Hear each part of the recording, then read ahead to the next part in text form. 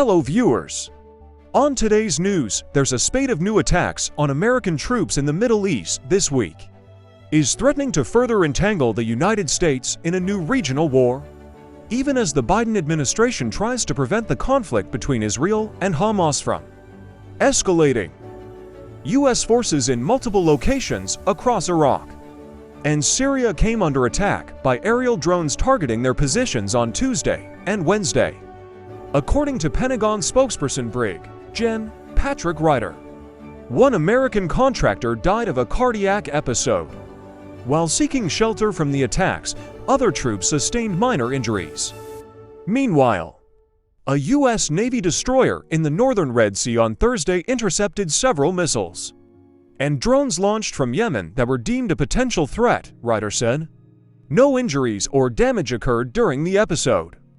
While Ryder declined to attribute the attacks in Syria and Iraq to a specific group, Iran-backed armed groups in the region have threatened to target U.S. positions if Washington intervened to support Israel, its war with Hamas. Meanwhile, the Houthi fighters whom the Pentagon blamed for the missile and drones intercepted over the Red Sea on Thursday have received significant backing from Tehran.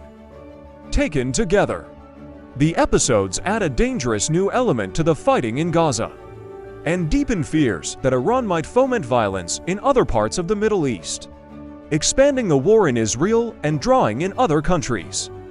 Most at risk would likely be the 2,500 American troops in Iraq, who are focused on advising Iraqi security forces, and 900 more in Syria, helping the Syrian Democratic Forces fight remnants of the Islamic State. The U.S. has for months been beefing up its military presence in the region, dispatching thousands of Marines aboard several ships to the Persian Gulf over the summer, and sending more F-35 fighter planes and A-10 attack aircraft to U.S. bases. Two of those ships are currently heading for the eastern Mediterranean to bolster the growing American fleet off the coast of Israel, which will soon include 2 aircraft carriers and several destroyers. But Ryder said the Pentagon's focus was deterring a potential broader regional conflict and preventing miscalculation. Clearly, there are tensions in the region, which is why you see us working so hard right now to make sure that lines of communication with regional leaders, Ryder said, and also for actors in the region to understand our message loud and clear about deterrence to prevent potential miscalculation.